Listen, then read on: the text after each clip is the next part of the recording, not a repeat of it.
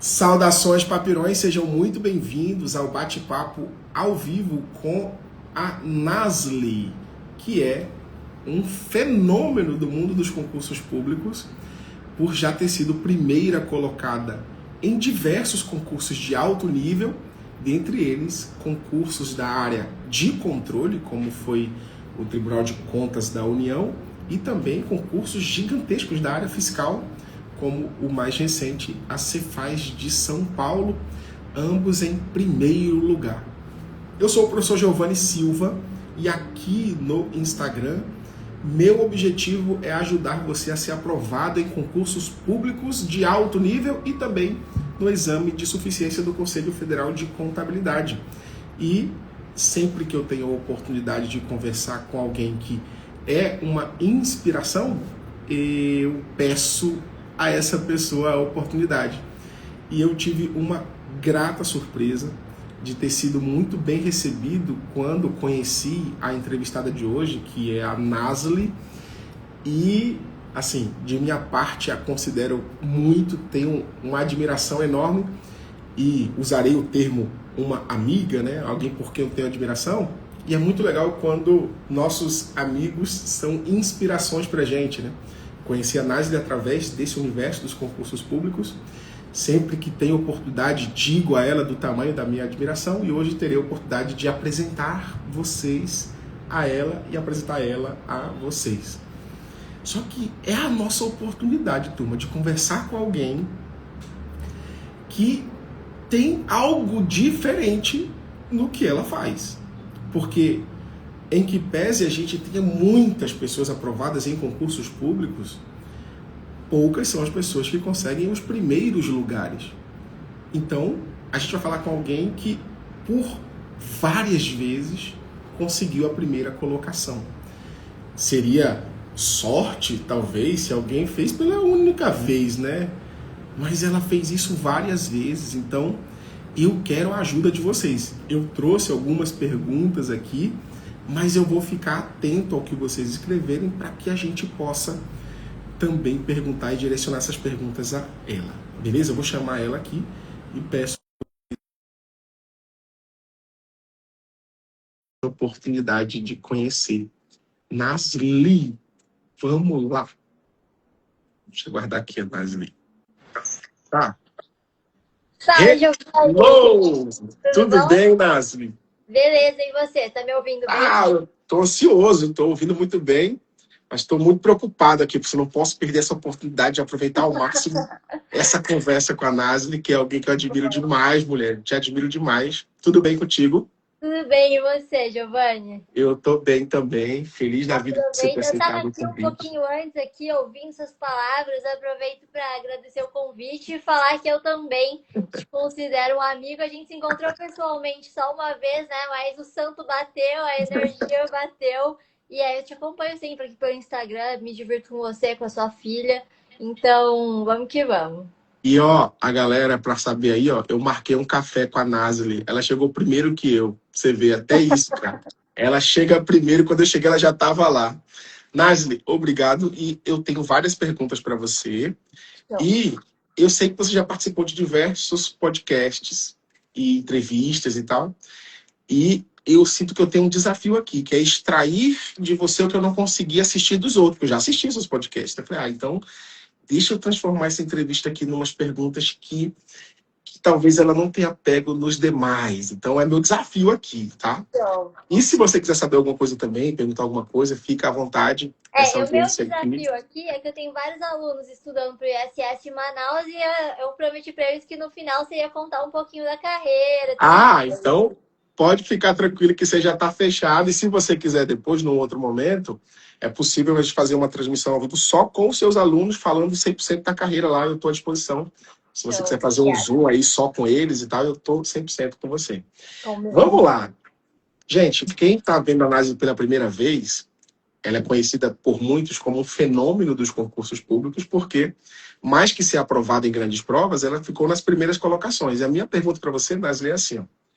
O que você enxerga que é, na sua conduta, algo que 95% dos aprovados também faz, só que você faz diferente. Tipo, tem algo que todo mundo faz, mas você tem o seu jeito de fazer que você considera diferente dos demais. Vou pegar um exemplo aqui, bem aleatório. Todo mundo estuda teoria e faz questões. Tem algo de diferente que você faz quando faz questões? Em algum aspecto que você poderia compartilhar conosco? Beleza, acho que essa é uma das coisas mais diferentes, é sobre as questões, né? Eu já comentei algumas vezes aí que o pessoal fala, eu resolvi 50 mil questões, 100 mil questões, e se eu olho meus números no TEC, eles são muito baixos. Tem lá, sei lá, 13, 12 mil questões resolvidas no TEC. É claro que tem outras milhares de questões resolvidas no PDF, mas todo mundo resolve questão. Eu acho que um dos meus diferenciais foi sempre tentar extrair o máximo da questão. Tipo, bater na questão até ela me contar tudo que eu preciso saber para ir para a próxima. E eu acho que muita gente fica na ansiedade de resolver para falar, fiz 100, fiz 200 e não tem essa mentalidade. E aí lá no Tech você vê a galera falando, data tal, errei, data tal, errei, data tal, errei. Mas, poxa, você fez 3 vezes e você errou as 3, então você não entendeu o que tem que fazer aqui. Acho que essa é uma das grandes diferenças, assim. Me dá uma caneta aí, por favor, para eu anotar essas dicas aqui, que eu não quero perder. Eu vou chamar essa técnica aqui de técnica do espancamento. Tá? Você Bom, espanca a questão até ela te contar tudo, né? ela me contar tudo que eu preciso saber para não errar uma questão parecida no futuro. Olha, a gente fica muito feliz que hoje em dia você não queira mais estudar para próximos concursos aqui da área fiscal, tá? Mas se você tivesse que começar do zero amanhã para uma prova, por exemplo, como o ISS Manaus, me diz assim, possíveis 3 erros que você evitaria cometer de imediato, assim, cara, esses 3 aqui são, se cometer, sabe que vai dar ruim. Beleza, cara, se eu começasse amanhã, eu acho que a primeira, uma coisa que eu vejo de muito errado, e aí eu vejo até nos meus alunos e conversando com a galera ao longo do tempo, é a galera começar já na pressa absurda. Eu sei que todo mundo tem pressa para ser aprovado, é normal.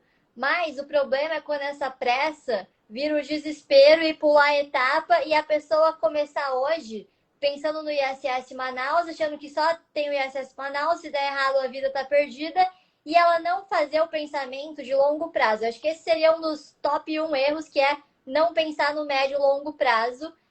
E isso é uma coisa que eu consegui controlar, assim. Eu demorei mais de um ano para fazer a minha primeira prova, e na época teve prova boa, tipo, você faz Santa Catarina, você faz Goiás, Rio Grande do Sul, e eu olhei e falei, não estou competitiva, se eu for fazer, eu vou atropelar. E aí eu consegui segurar, segurar, segurar. E quando eu fiz o meu primeiro pós-edital, que foi ISS Guarulhos, foi o primeiro lugar já. Então acho que esse é um erro muito comum, que é começar no desespero. Então se eu começasse pro ISS Manaus, eu começaria comprometida, daria todas as minhas horas, mas, por exemplo, eu não iria estudar legislação tributária se eu não tivesse acabado o direito tributário. Coisas básicas que comprometem o médio e longo prazo, beleza? Acho que esse Perfeito. seria o erro top 1. Acho que o outro erro, assim, é tentar consumir tudo, porque a gente está numa época de muita informação, né? De tudo, assim, é PDF, é videoaula, é mapa mental, é resumo, é flashcard. Vou dar uma situação de uma aluna que comentou comigo essa semana. Ela falou, Nádia, eu tenho para revisar aqui um resumo e um mapa mental. Mas se eu reviso pelo mapa mental, eu tenho medo de perder o que está no resumo. Se eu reviso o resumo, eu tenho medo de perder. E, cara, ela tá com o tempo apertado e ela quer estudar pelos dois. Falei, cara, não, escolhe um e segue. Acho que esse é outro. E aí você fica estudando por 20 fontes, mas você tá na aula zero. Entendeu? Primeiro Entendi. você avança, depois você vai ali cobrindo os buracos que ficaram para trás. Acho que esse é outro erro muito, muito crítico. E eu acho que Perfeito. outro erro, e aí depende do tipo de pensamento, né? Assim, eu pensava no médio prazo, como eu falei, e eu sempre fiz essa lógica de estudar cada vez menos. Então, eu me preocupava de não ler um PDF 2 vezes, então eu tinha que ter um material de revisão mais sucinto. E muita gente que começa no desespero, eu quero ler tudo. Aí se eu não passei nesse, eu vou voltar e ler tudo de novo. Então eu acho que tem a ver também com pensamentos de médio prazo. Listei alguns erros comuns que eu evitei Maravilha. e que meus alunos, eu insisto para eles evitarem também. Eu tenho um aluno Perfeito. até que me falou essa semana, assim, ele entrou na mentoria e a gente achou várias questões para serem trabalhadas e ele me falou, Nasli, por favor, me proíba de fazer prova até ela estar competitiva. Igual você fez com você mesmo, fala. Eu não vou falar o nome dele Sem porque ele sabe, ele problema. fala, não faça. Daí eu falei, não, beleza. Você tem que ensaiar o áudio e ficar mandando para ele, né? Uhum. Ó, tem algum momento, Nasli, que a ficha cai? Tipo, caiu a ficha para você, como quem diz assim, ó, existe algo na sua conduta, pré-edital e pós-edital, que é quando você percebeu que você estava estudando como uma primeira colocada de concurso, e não como alguém que seria aprovado. Eu penso assim, tem algum momento que caiu a ficha, que você pensa assim, ó, se eu fizer só até aqui, eu até consigo passar, mas para eu ficar em primeiro, penso eu que você, não é que você busca a primeira, mas você busca sua melhor performance. Mas tem um momento que cai a ficha, é isso aqui que eu preciso fazer para ser a primeira colocada? Mais ou menos, eu diria que assim, até, sei lá, uns 2 anos da minha preparação, eu tinha muito medo de não ser aprovada. Então eu fazia o máximo possível, tipo, eu pensava, tenho que dar meu máximo, não pensava se isso vai ser primeiro. E até no ISS Guarulhos, eu achava que eu poderia não passar, tá? Tive uns problemas no pós-edital e tal. Então, eu dava simplesmente meu máximo. Mas depois de algumas aprovações, que aí eu comecei a ter resultados consistentes, eu entendi, tá? Se eu repetir isso aqui, eu vou passar no top 10. E aí, por exemplo, a minha pior colocação da história foi o ISS Campo Grande, que eu fiquei em 14º. E eu não estudei a legislação específica, fui lá só para treinar com o que eu sabia. Então eu vi assim, se eu fizer isso, eu vou passar. Se eu fizer o meu pacote completo, eu devo passar no top 10, sabe? Então, Entendi. mas não foi mais de ganhar confiança depois de um tempo, assim, e não de falar, esse é o limite para passar em último, esse é o limite para passar, entendeu? Não tenho exata essa medida, mas foi a confiança de falar, tá, se eu repetir meu processo, eu vou passar. Entendi. E aí, dentro desse seu processo, por exemplo, tem algum hábito que meio que qualquer pessoa que ouça só de que a Nasli faz isso, meio que ele parece um hábito pequeno, mas que ele explica grande parte dos seus resultados, um hábito pequeno que parece simples para todo mundo, mas que para você ele é muito relevante do seu resultado? Você tá falando, eu tô lendo Hábitos Atômicos, você tá falando tipo isso. Eu acompanho seu Instagram. Cara, eu tô no início do livro ainda, mas eu não sei dizer mas eu vou falar alguns que para mim foram muitas diferentes, fizeram muita diferença. Então, por exemplo, fazer 5 minutos de meditação todo dia me ajudou muito. É uma coisa pequena, 5 minutos, mas me ajudou porque eu tinha muito problema com ansiedade. Isso foi uma coisa que eu descobri no meu primeiro pós-edital. Outra coisa, cronometrar horas líquidas. É uma coisa pequena, não, pra quê? Mas isso me ajudava todo dia a saber se eu estava perto da meta ou longe e me fazia o dia inteiro me forçar para bater minha meta. Que mais? Deixa eu pensar em outros exemplos.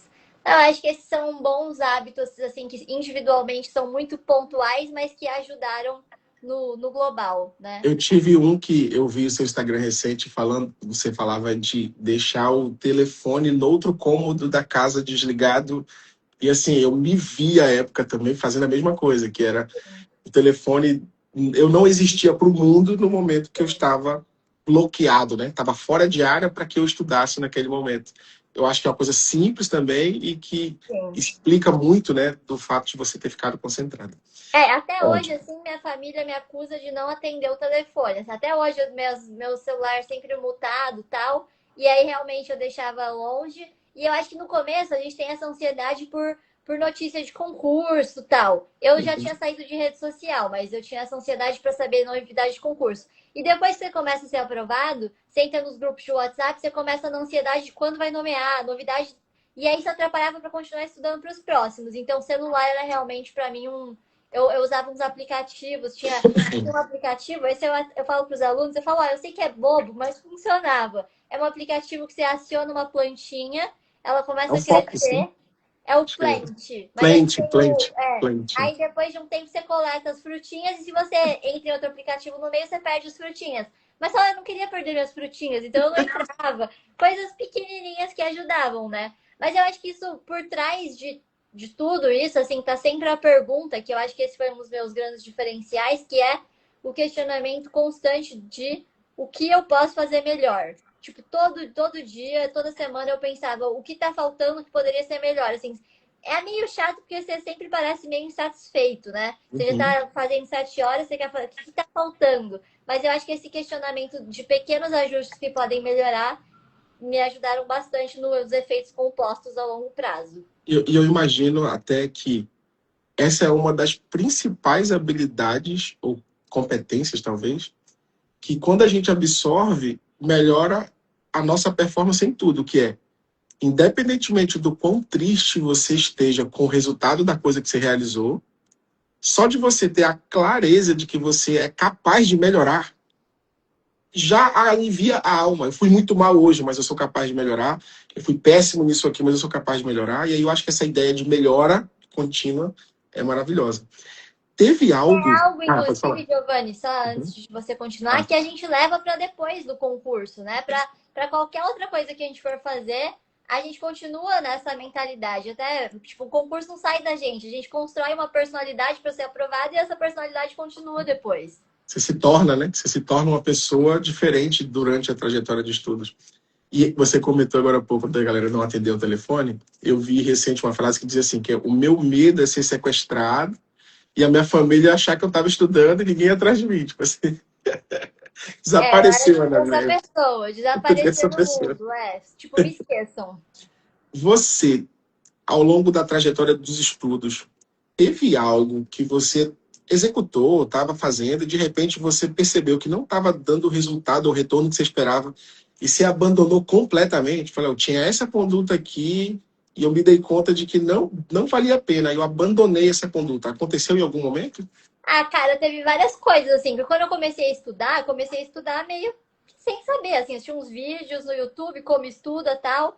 E aí, um exemplo que eu sempre dou é na nossa época, acho que a gente começou a estudar mais ou menos na mesma época, tava na moda lá a revisão de um dia, 7 dias, 30 dias, e aí você tinha que anotar e tudo. E eu comecei fazendo assim, esse é o modelo que todo mundo recomenda. E aí, assim, no primeiro mês, falei, cara, isso não funciona, vira uma bola de neve. E aí eu abandonei me sentindo meio culpada, porque eu não tô fazendo o que todo mundo fala que funciona. Aham. Essa é uma das coisas. Outra coisa também, no começo eu comecei estudando meio tipo, estilo escola, assim, anotando o que eu estudava. Aí eu comecei a ver, meu, o tanto de matéria que tem, se eu ficar anotando tudo que eu estudo da primeira vez, sem condição. Então eu fui fazendo esses ajustes assim que também tem a ver com aquela pergunta constante de o que pode melhorar, né? Uhum. Mas acho que a revisão é um dos casos mais clássicos. Perfeito. Ó, turma, vamos pegando os bizus aí. Façam perguntas, por favor, porque você viu que eu estou tentando extrair tudo aqui. Por favor, me ajudem.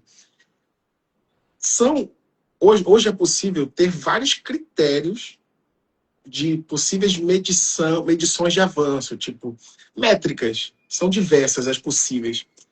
Para você, quais duas métricas que são as principais que você considera e fala, eu fico acompanhando minha evolução por essas duas métricas aqui, se eu tivesse que abandonar o resto, essas duas são as principais.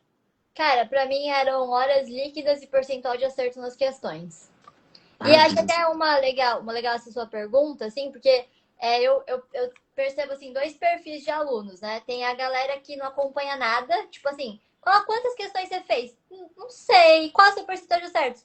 Não sei. E tem a galera que chega assim, eu tenho esse box plot aqui, tá tudo. E eu falo, mas você olha, esse box plot te ajuda a decidir alguma coisa? Não, eu só tenho trabalho Só anotando. tem, né? Então, tipo, meio que Entendi. as métricas para mim, sejam quais forem, elas têm que induzir alguma ação. Se a sua métrica não serve para nada, você não precisava dessa métrica. E se está faltando alguma coisa para embasar uma decisão, está faltando a métrica. Então, acho que esse é o pensamento principal na escolha das métricas, sabe? Entendi. E quando você monta algo que seria a sua meta, você considera ela um contexto semanal ou mensal ou diário? Porque o diário eu imagino que ele varia, né, eventualmente. Uhum. Mas você imagina ou se cobra de uma meta semanal ou ela é mensal na sua perspectiva? Na minha era semanal, porque eu acho que mensal já fica muito grande para Uhum. controlar. E dentro da semanal, eu quebrava no diário para ter ali e conseguindo fazer uns checks, mas sabendo que se eu não batia a meta num dia, eu podia compensar e ainda assim a semana estaria preservada. Mas para mim a semana era mais importante. E na sua melhor performance pré-edital, qual era a métrica da meta semanal pré-edital? E no seu momento pós-edital, qual foi a métrica que você teve de metas semanais? Beleza. Eventualmente no mais recente, por exemplo. Tipo, como eu estudei por muito tempo, é difícil falar Imagina. eu vou dar alguns exemplos. Então, quando eu Tá. estava só estudando, a minha meta semanal de pré-edital eram 40 horas líquidas por semana. Que eu pensava, se eu deveria trabalhar, eu estava só estudando, então eu deveria trabalhar, mas essa é a primeira pegadinha, né? Horas brutas não são líquidas. Aí quando você começa a estudar, você vê que é muito mais difícil cumprir ali. Então o que eu conseguia de fato executar quando eu estava só estudando eram umas 36 horas líquidas por semana. Isso no pré-edital. Aí quando eu fui, aí falando ainda do pré-edital, quando eu comecei a trabalhar, primeiro eu fui pro TCDF, lá era um trabalho 6 horas por semana, e ainda assim eu consegui manter 34 horas líquidas semanais, porque aí eu consegui, tipo, espremer minha rotina, tal, o trabalho era só à tarde, e aí depois que eu não tava trabalhando 8 horas, aí caiu para umas 25 horas líquidas semanais, mas eu já tava com uma bagagem grande, então eu tava só revisando, era mais tranquilo. No pós-edital, aí, putz, aí eu passava das 40 horas líquidas. Teve momentos assim, tipo, no ISS São Paulo, por exemplo, foi um concurso que eu quis muito, eu cheguei em umas 50 horas líquidas, mas eu digo isso que assim, esse foi o outlier. A minha meta ainda continuava nas 40 quando eu estava só estudando, ou, por exemplo, no ISS eu tirei férias para estudar. E trabalhando, eu acho que 30 horas líquidas no pós-edital já é uma quantidade legal, assim. E a galera, né, até a questão do pensamento de médio prazo que eu falei, a galera subestima o poder de poucas horas de forma constante, né? Acha que só tenho 3 horas por dia para estudar. Cara, 3 horas por dia em 3 anos estudando, você consegue ficar competitivo para passar na área fiscal, de controle. Mas a questão é ter esse pensamento de médio prazo e não o imediatista. Show de bola. Olha, gente, abrindo a caixa, contando todas as ferramentas aí, ó. Estamos arrancando tudo que a gente consegue. Eu achei muito legal, né, você comentar, e assim, um disclaimer para quem possivelmente esteja nos assistindo e seja um iniciante. Eu imagino que a Nasli concorde com o que eu vou dizer. A gente não defende uma ideia de que só passa numa prova quem sai 50 horas líquidas na semana. Não é algo assim. Porém, eu queria extrair a partir da conversa com a Nasli que, em caso de paz, a nossa conduta é de paz. Em caso de guerra, a conduta é de guerra. A gente não pode aceitar que um pós-edital, o concurseiro entregue a mesma coisa que ele entregava no pré-edital. Então, o pós-edital, ele é esse momento de muita entrega, porque tem data para acontecer. E aí, como tem prazo, né, a gente entrega aquilo que seria, num termo mais claro, seria insustentável no longo prazo. A gente entrega aquilo que seria sustentável só com data pré-definida. Tá. Qual é a maior mudança que você percebeu que elevou o seu nível de preparação? Você estava fazendo algo que você percebeu, cara, hoje que eu estou fazendo isso aqui é o que todo mundo está fazendo, e de repente você teve um estalo e essa coisa mudou o nível, ou foi só a repetição do que você já fazia e aí a coisa aconteceu? Teve um estalo em algum momento você falar, isso aqui foi o momento em que eu subi de nível? Cara, eu acho que pra mim, um dos momentos que eu mais subi de nível foi quando eu tava estudando lá pro TCU e tava no meio da época da pandemia, então não tinha perspectiva de acontecer a prova, eu tava com tempo. Aí, num gap ali de queda de mortes da pandemia, o TCE Rio de Janeiro decidiu retomar o concurso e a prova aconteceu no meio da pandemia, embora o TCU tenha ficado parado. Aí, quando eu fui fazer a prova do TCE, eu fui muito mal em algumas matérias que pra mim tava tudo certo. Por exemplo, o AFO, que é uma matéria, Administração Financeira e Orçamentária, para quem não conhece, que é uma matéria muito, muito importante na área de controle. E eu estava fazendo os exercícios ali do PDF, estava acertando 80%, 90%, e na prova era Sebrasp, sei lá, eu fiz uns 30% líquidos. Eu falei, cara, como assim? E no TCDF, que foi logo em seguida, a mesma coisa em economia. E eu acho que a maior parte da galera, assim, e mesmo eu até então, acho que eu vou continuar fazendo mais questão. E aí, quando eu fui tão mal nessas duas matérias, eu vi, cara, não é só fazer questão que vai me levar de 30% líquido para 90%. Tem alguma coisa errada. E aí, tentar entender o que estava errado, e essa matéria eu tive que reestudar, por exemplo, por outro material, porque eu vi que a minha teoria estava muito ruim. Então, acho que essa humildade de saber falar, tipo, cara, estou muito ruim, e isso aqui não vai melhorar só com questão, e voltar para a teoria em algumas matérias. E aí, depois disso, eu elevei muito o meu nível e fiquei bem mais competitiva na área de controle. Então, acho que isso para mim foi um diferencial que pouca gente faz. Muita gente acha só, eu vou continuar aqui fazendo questão e tá tudo certo. Entendi, perfeitamente. Vocês estão pegando o bizu aí, né, turma? Por favor, vamos pegar isso aí tudo para que a gente consiga chegar na mesma o mesmo resultado aí. Olha só, você, em algum momento, olhou para outros candidatos, essa era uma métrica que você usava, tipo, saber que fulano teve um resultado X, Y, Z, essa era uma análise sua, você meio que se inspirava em algum candidato de concurso, já aconteceu isso em algum momento na sua percepção de concurseira, e, além disso, né, se em algum momento isso te trouxe uma emoção ruim, tipo, a ponto de você achar que nem daria, ou pensar em desistir em algum momento por conta desse efeito comparativo, se já aconteceu ao longo da trajetória. Beleza. Eu assistia muita entrevista de aprovado, lia Eu depoimento, fazia então eu muito fiz isso isso também, tipo, o tempo bate-papo. todo, assim. Sempre nos meus tempos, quando eu estava cansada, assistia uma entrevista para pegar dica, tal, tipo essa conversa. E até Uhum. assim, não. Nem tudo que todo mundo fala é aplicável para você, mas você pode extrair o que funciona para você e aplicar, né?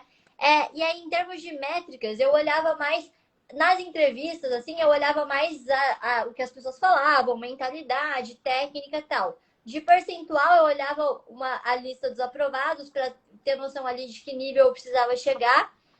Em termos de desistir, olhando o resultado das outras pessoas, isso nunca aconteceu. Eu cheguei a ficar desanimada e pensar em desistir em 2018, 19, mas foi por conjuntura assim de notícia de concurso que eu tinha acabado de começar a estudar. Aí veio uma notícia de reforma administrativa, que o salário ia ser no máximo 5 mil, e naquela época eu era uma concurseira baby, assim, eu achava que isso era verdade, que era verdade, que aconteceu. Eu falei, cara, eu tô aqui estudando para ganhar 20, 30, eu vou ganhar 5. Será que vale a pena? Eu tô estudando tanto, devia sair para iniciativa privada. Aí nesse momento, assim, eu quase desisti mesmo. Mas não era por comparação com as pessoas. Tanto é que a última notícia de reforma administrativa, eu mesmo postei aqui no meu Instagram, galera, não esquenta.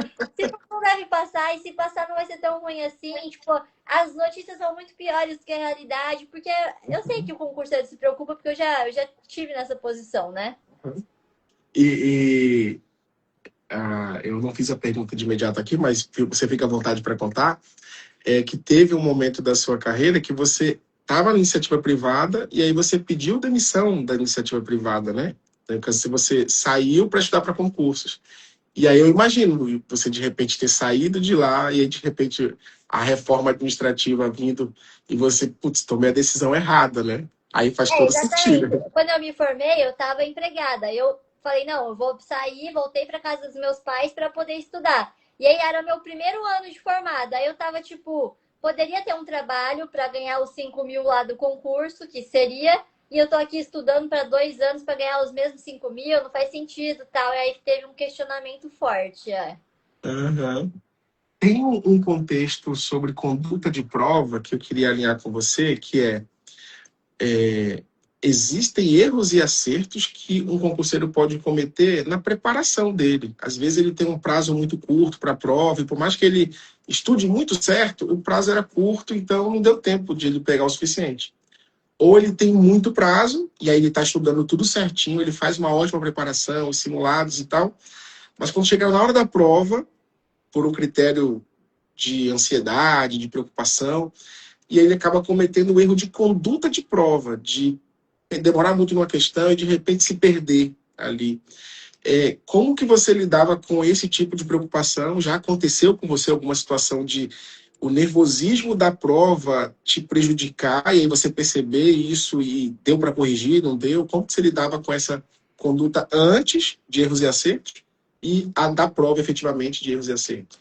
Beleza. Nervosismo no momento da prova, vou contar duas situações, mas uma coisa que aconteceu muito no meu primeiro pós-edital, foi o ISS Guarulhos, foi o nervosismo pré-prova. Aí eu, tipo, tava tão ansiosa, assim, que eu não tava conseguindo cumprir o cronograma, não ia dar tempo, que aí eu parei de dormir, e aí eu não conseguia estudar porque eu não tava dormindo, aí eu não conseguia dormir porque eu não tinha estudado, e aí virou uma bola de neve, e foi nesse contexto que eu comecei a meditar e um monte de outras coisas para resolver esse problema.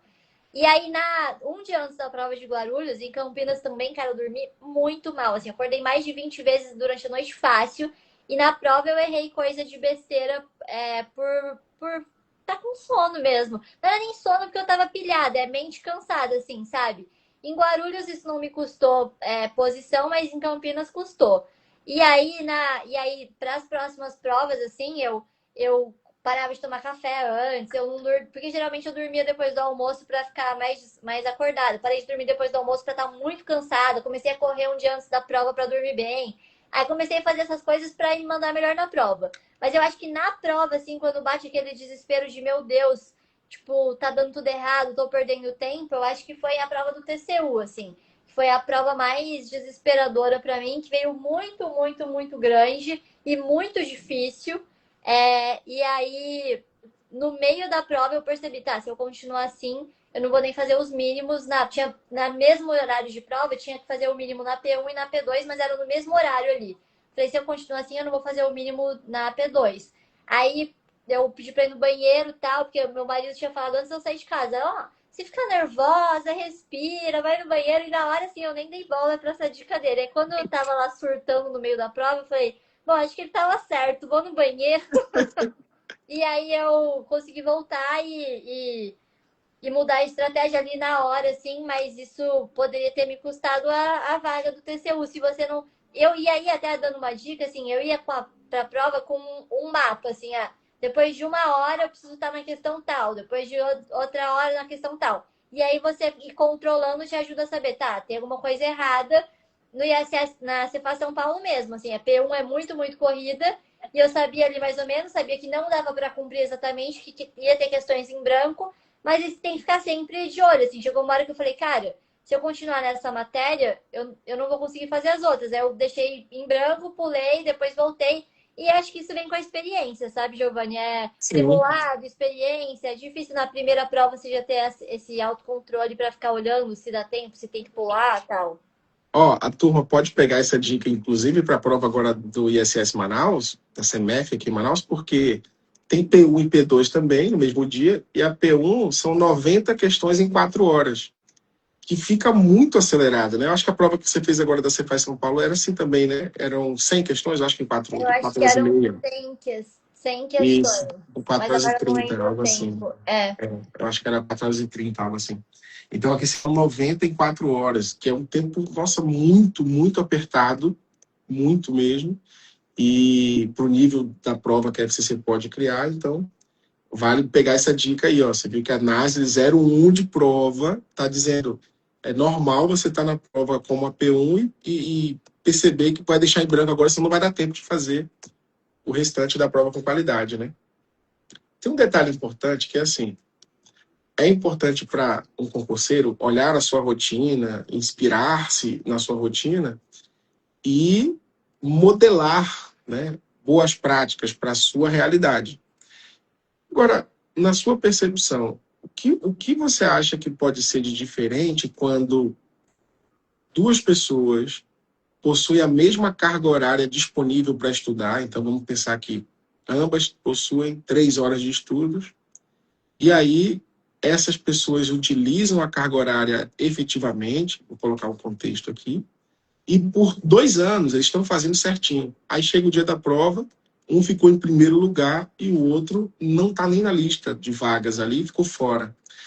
Que condutas você acha que elas são muito características que separa quem está nas primeiras colocações daquele que ficou fora, mesmo cumprindo a carga horária? O que você considera ali que pode ser o divisor de águas, o que separa o reprovado de um primeiro colocado, possivelmente?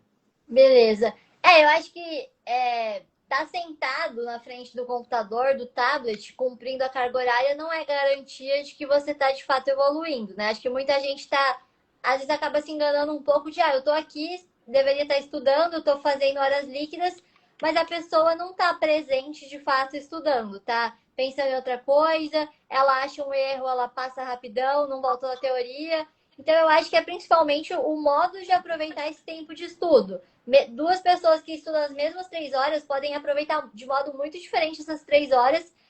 E aí tem a ver com a questão que eu falei também de, por exemplo, o modo como eu resolvi a questão. Assim, eu podia resolver menos questões porque eu tinha essa mentalidade de absorver o máximo de cada questão e voltar em cada pequena dúvida. Eu acho que isso pode ser um dos diferenciais, e para mim, até um mantra que eu comentei hoje com os alunos é, tipo, não empurrar erro e dúvida com a barriga, assim, achou um erro, achou uma dúvida, achou um problema, cara, resolve, porque você vai pensar, depois eu vejo uma questão parecida. Não, mas se você já achou um erro agora que pode cair na sua prova, por que você vai deixar para depois? Então, eu acho que esse modo de aproveitar o tempo pode ser uma das razões, sabe? E aí tem outras razões também pô, tem uma questão de sorte, de você revisar na última semana aquilo que pode cair melhor. Caiu, né? Tem a questão de como você tá, igual eu falei, dormir muito mal. Tem muitas histórias, né? De tipo, eu dormi na rua, num hotel e tinha muito barulho. Mas eu acho que isso a gente não controla. A gente tem que trabalhar com os aspectos que são controláveis, né? Perfeito. Durante a sua preparação, desde o primeiro dia até a mais recente que você estava no gás ali e foi aprovada, teve algum investimento que você fez e você se arrependeu no mundo dos concursos? Tipo assim, eu comprei tal coisa e era dinheiro no lixo porque não tinha qualidade, eu perdi dinheiro.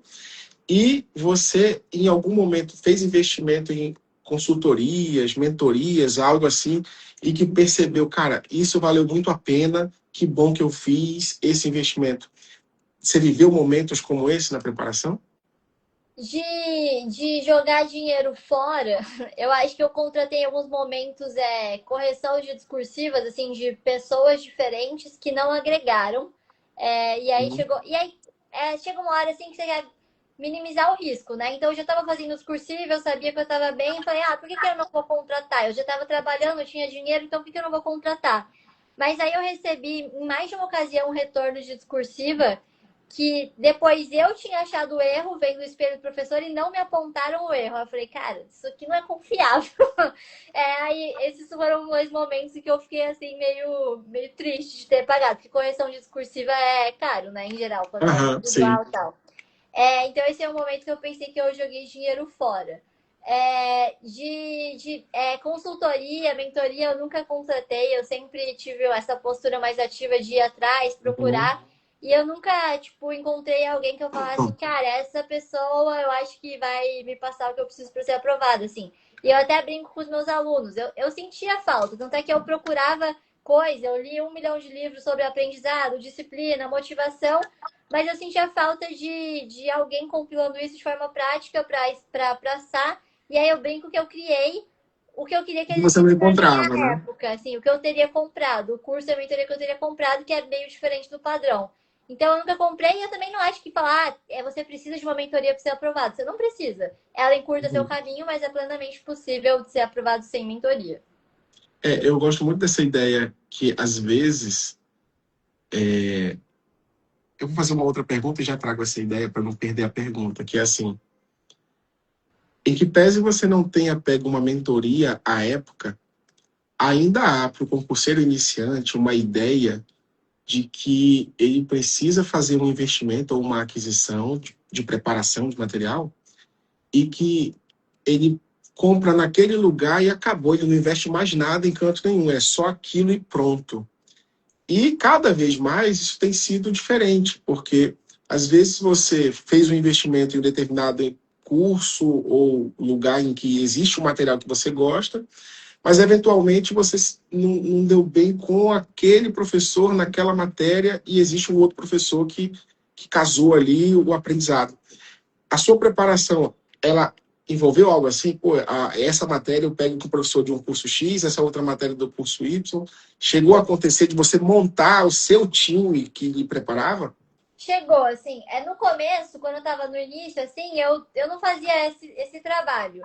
Mas depois, por exemplo, igual eu falei na prova do TCE, que eu fui percebendo problemas em matérias específicas, eu falei, não, tá, então eu tô mal em AFO.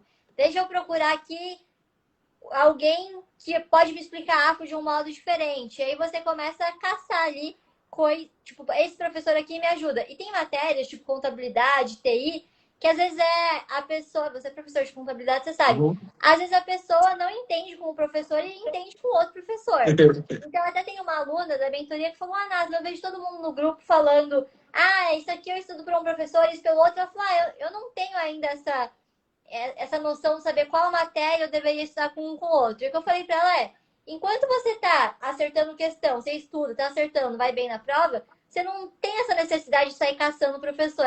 Em algum momento você começa a ter o problema de ou não entendo, ou eu tô vendo que esse material não responde as questões quando eu vou lá pro TEC fazer questão, aí eu acho que é hora de procurar.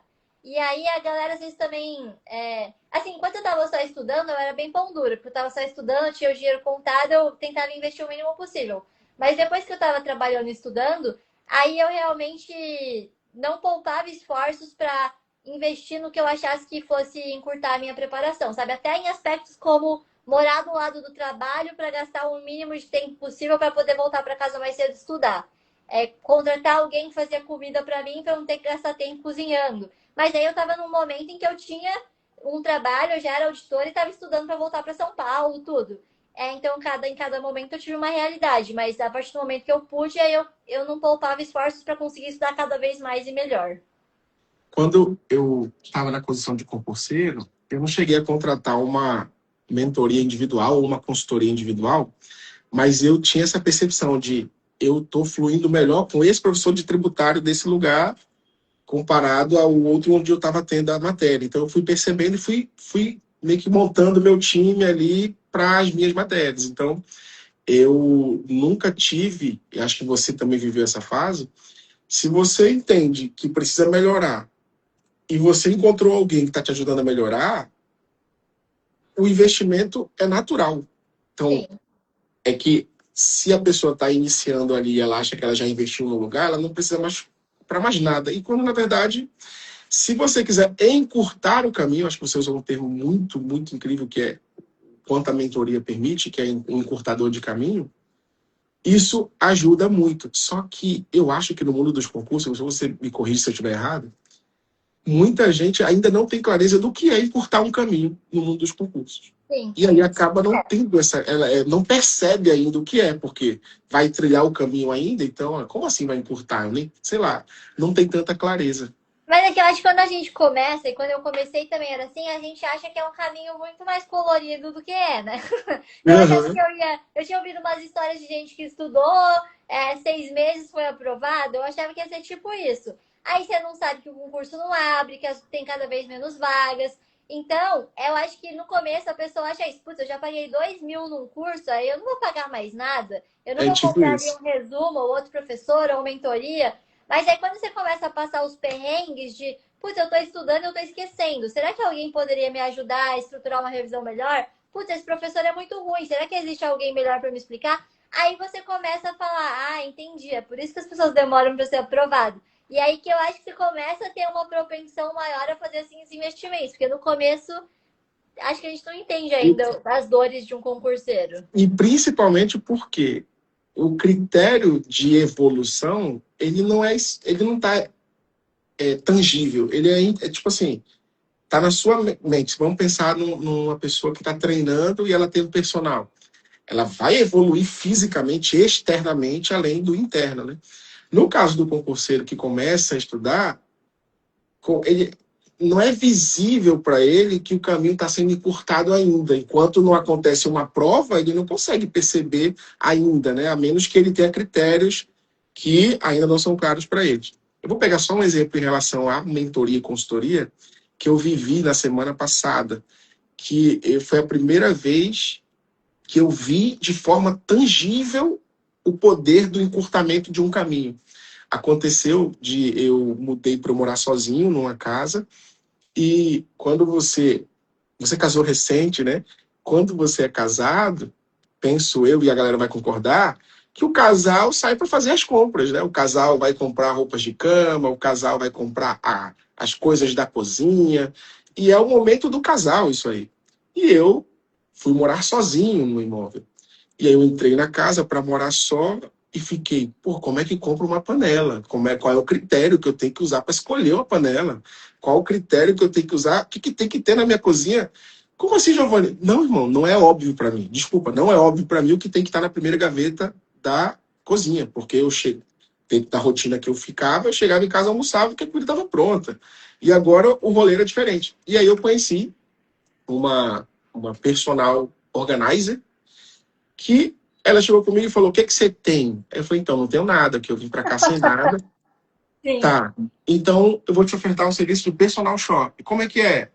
eu vou sair para comprar as coisas e te digo, pergunta as opções das cores e tal, ok. Cara, ela chegou na minha casa com uma lista de tudo que tem que ter numa cozinha. E aí ela dizia lá, pegador de macarrão, pegador de não sei o quê, a colher de mexer o suco, que ela é maior. Então, meus amigos, a quantidade de coisa que ela fez a aquisição e organizou, eu vou até fazer um vídeo, a minha equipe já está ciente aqui, a gente vai fazer um vídeo amanhã lá de como que ficou a casa. Eu demoraria uma vida inteira e eu não conseguiria deixar do jeito que essa mulher deixou em uma semana. Organizou. Organizadores, tipo assim, existem, eu acho que, sei lá, para mim é uma loucura, eu não conhecia. Mas para a maioria das pessoas deve ser muito óbvio. Então, organizadores que ficam tudo organizadinho nas gavetinhas, nos armários, nos guarda-roupas, nas coisas, tudo etiquetado. Etiquetado. Aqui ficam as roupas, aqui as toalhas, aqui. Absurdo. E aí eu falei, meu irmão, eu nunca chegaria naquele nível de organização de minha cabeça, ou eu demoraria uma vida para ficar procurando, indo atrás e tal. Então, encurtou o caminho de uma forma que ficou tangível, escancarado para mim. Aí eu pensei, cara, o concurseiro não consegue ainda enxergar, Sim. porque, no caso dele, não tá aqui na express para ele olhar, não é fila para ele pegar e tal. Então, E porque às vezes ele não sabe como poderia ser diferente, né? Tipo, ele não sabe. exatamente. Uma pessoa me fez um comentário na plataforma onde está meu curso, ela me mandou assim: caramba, Nazi, agora que eu entendi como estuda um PDF. Aí você vê, tipo, o cara falou, ele tá estudando um PDF, ele acha que ele tá estudando. Aí quando eu ofereci uma outra perspectiva, ele falou: caraca, você tem que estudar um PDF. Mas se eu tivesse falado antes, eu vou te ensinar a estudar um PDF, a pessoa fala, mas eu já estudo um PDF. Não é que parece a dificuldade de. Caiu? Não, voltou, Voltou. voltou, Tá me voltou. ouvindo? Voltou. Foi não. Ouço Só perfeitamente. tá ilustrando a vida do concurseiro. Até hoje eu tenho limite de uso de redes sociais. Eu atingi meu limite. Foi Ele mal. tá avisando que Meu você atingiu limite seu aí limite. bloqueou, Mas eu burlei o limite. Já que Mas você então, atingiu assim, seu às limite, vezes é. Não tô indo embora, não. É só por causa do horário. Às vezes a gente não sabe quanto concurseiro. É que no seu caso era mais óbvio, né? Eu tô numa casa vazia, eu preciso de coisas. Mas às vezes a pessoa tá ali estudando, fazendo questão, e ela não tem noção de tudo que ela poderia fazer diferente. então, mas o que eu tô querendo dizer a você é que é normal o pensamento primeiro de dizer assim, ó, eu vou comprar as coisas. Eu tô querendo te dizer que não é o primeiro pensamento de alguém, quer saber? Pera, deixa eu ver se existe alguém que resolve esse problema e encurta o meu caminho. Sim. Então, por eu ter essa perspectiva agora de que eu sei que existe alguém que encurta caminho, eu perguntei a alguns amigos, cara, existe algum serviço que a pessoa resolve isso aqui? Aí eu falei, eu vou te indicar alguém. Aí eu entrei em contato, a pessoa fez um orçamento, falei, eu quero o serviço. Cara, eu me mandava a cor, assim, você quer o prato dessa cor, dessa cor? Eu falei, eu gostei desse. E as coisas chegavam na minha casa já organizadas. Eu falei, mano, que sonho, ficou tudo lindo. E aí, às vezes a gente, hoje é muito óbvio para mim, o poder de algo que encurta o caminho. E muitas das vezes a pessoa que está vivendo o processo não pensa nisso primeiro, de que existe alguém que já viveu esse processo. Inclusive, eu sei que você tem uma mentoria, queria deixar, já que está caminhando para o final aqui, deixar você à vontade para falar um pouco do que é o seu projeto, quem que ele ajuda, quem que você é capaz de ajudar, para que a galera conheça o seu trabalho e depois possa seguir você também. Beleza. Bom, meu projeto chama Estudo Total, tem tanto um curso quanto uma mentoria. E o nome do Estudo Total é justamente porque eu acredito que não é só estudar para ser aprovado. A gente estava falando isso, de encurtar o caminho. Tem outras coisas que você pode fazer para encurtar o caminho. Por exemplo, como ficar mais focado, mais disciplinado. E isso eu fui descobrindo aos poucos, enquanto eu estudava, e eu compilei em um lugar só. E a metodologia é um pouco diferente, porque eu não quero que as pessoas fiquem independentes de mim para sempre. Então, é uma ideia mais de deixa eu te ensinar a fazer e vou estar aqui para te acompanhar, mas daqui a um tempo você vai estar autônomo para seguir sozinho. Quem quiser saber mais detalhes, tem o link lá na minha bio. Meu Instagram é Nazli Setton, Nazlissetton, como o nome é um pouco diferente. Eu sou letro. E aí tem o link lá na minha bio, tem meu site, dá para entender melhor. Se você tiver dificuldade, digita no Google e coloca Diário Oficial e o nome Nasli. Vai aparecer o nome completo para Eu você. coloco Nazli concursos que aparece eu. É porque tem umas novelas turcas que tem um monte de Nazli no nome. Aí se pegar só Nazli vai aparecer novela. Ó, Nasli, de imediato te agradeço muito, só para atender aquele seu pedido, para não ficar sem comentar nada sobre o ISS Manaus. A carreira aqui no ISS Manaus, ela é muito boa, muito maravilhosa. As pessoas que entraram no concurso de 2019 e saíram de lá, não saíram por uma infelicidade do trabalho. A maioria das pessoas que estavam aqui tiveram alguma aprovação num outro concurso em suas capitais, como aconteceu com a NASA. Estava morando num lugar, poxa, mas eu quero voltar para minha capital.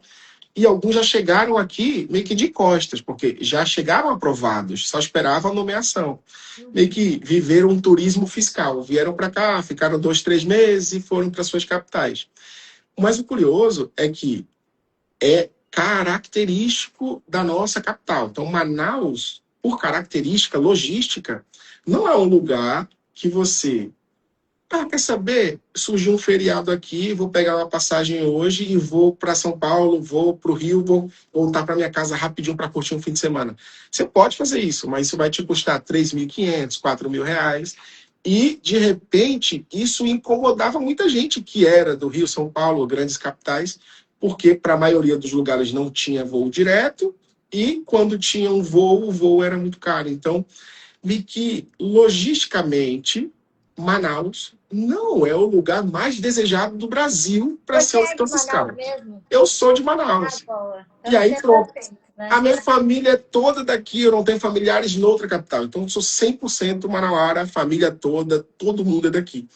Então, quando saiu o concurso em Manaus, eu falei, cara, que incrível, porque é o meu lugar. Aí, os outros colegas que ficaram se adaptaram à cidade num nível que também não querem ir embora.